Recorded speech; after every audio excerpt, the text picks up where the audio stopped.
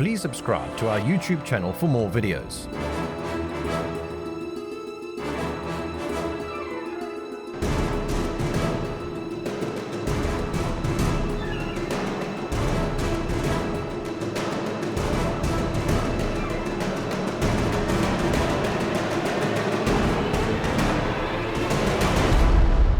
Welcome back to our final episode of 2023. Craig and I would like to take this opportunity to thank you for your loyal support over the last couple of years as we have produced this wonderful mini-series. We are very excited to announce the last one. Craig's going to tell you about that route. Thanks, Kirsten. It is our final episode, and now we close off with quite a short episode. Basically, our route kicks off from our last episode where we finished filming with Johan Groenewald in Ladismith. This episode you're about to watch now takes us through the Anysberg Reserve and right up through the back mountains of the Witteberge and then into the Tankwa, Karoo and up Ouberg Pass to finish in Sutherland. And these areas like Anysberg Reserve and the Witteberge are not commonly driven or ridden by many off-roaders because they're not very well known. Anysberg Reserve often floods out whenever there's rain because there's so many river crossings and it's often inaccessible. But we had semi-dry conditions, a little bit of rain in the beginning and some lightning storms, but absolutely beautiful episode. I know you'll enjoy the scenery, especially if you're an off-roader. This episode is definitely for you, and thanks for following us for the last year. And we'll see you in 2024 with some exciting announcements where we're traveling to. We're going to bring you some very exciting stuff with a higher mix of motorcycling as well as 4x4. The landscapes around the Route 62 and Klein Karoo are sought after by off-road travelers.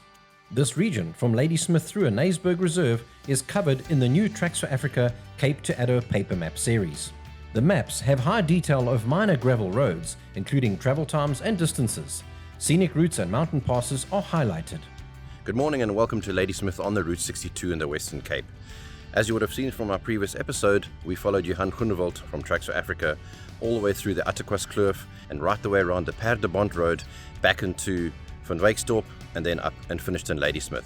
So today our new journey starts in Ladismith and we're going to be traveling in the Jimny right the way up through the mountains towards Laingsberg and then heading through Anysberg Reserve and down into Montagu.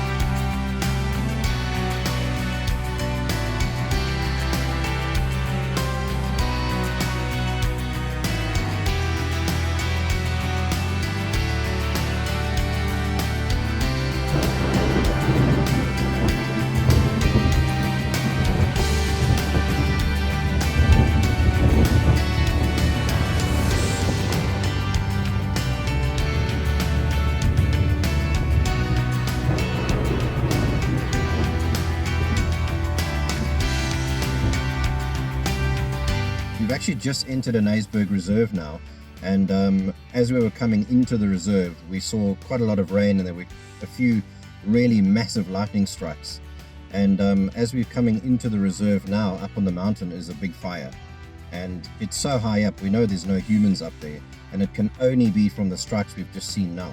We really hope that that little flame up on the mountain that's just been ignited by lightning is not going to be the next big Anysberg fire.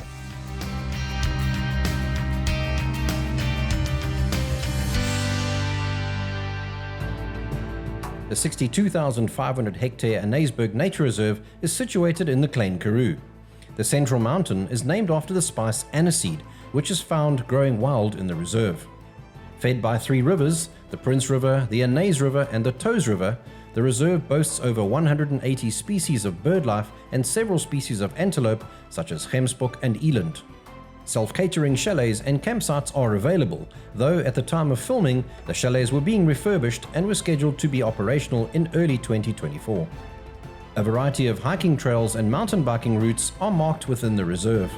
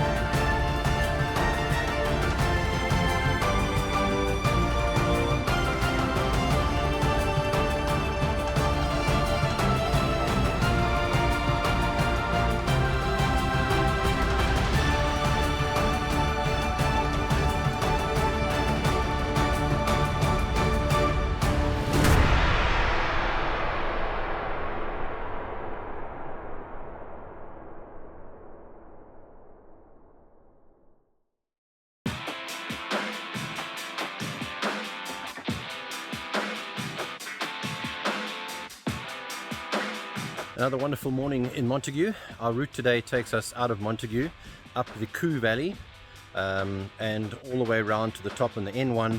Then there's a little bit of N1 before we can actually take the gravel road across the railway line and down in behind the Witteberge. The Witteberge gravel road runs parallel to the N1 past Majtiesfontein and comes out about 5 kilometers on the tar road from Laingsberg. Then after that, we're going to fill up in Laingsberg and backtrack to the Lord Milner on the N1 at Majtiesfontein for the night. So a nice easy short day, but quite a scenic day. We'll spend a lot of time in the Witteberge, and beautiful day, hopefully beautiful scenery.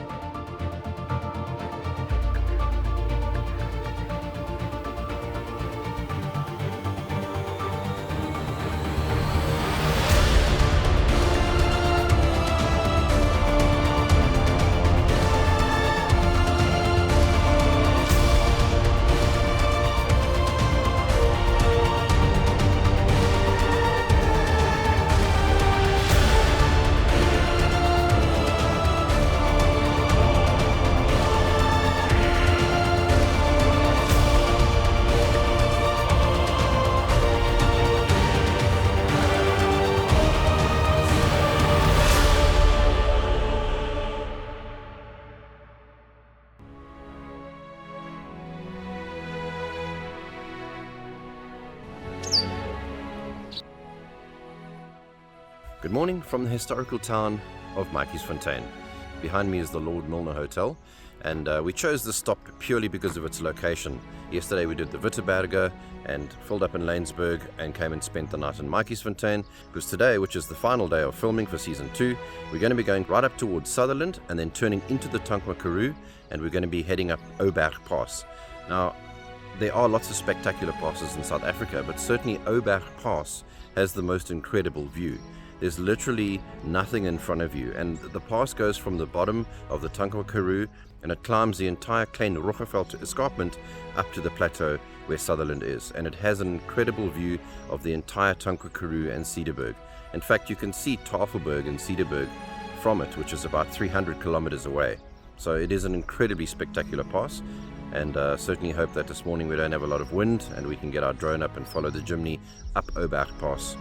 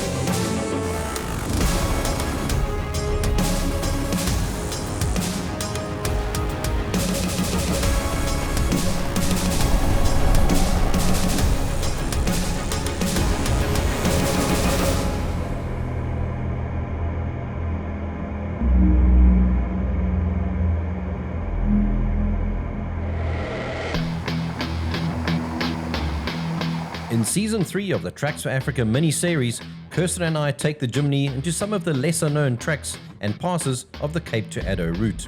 We'll be using the new Tracks for Africa Cape to Addo paper map series to go in search of some of the minor roads and two-spoor tracks hidden within the mountain ranges and scenic landscapes.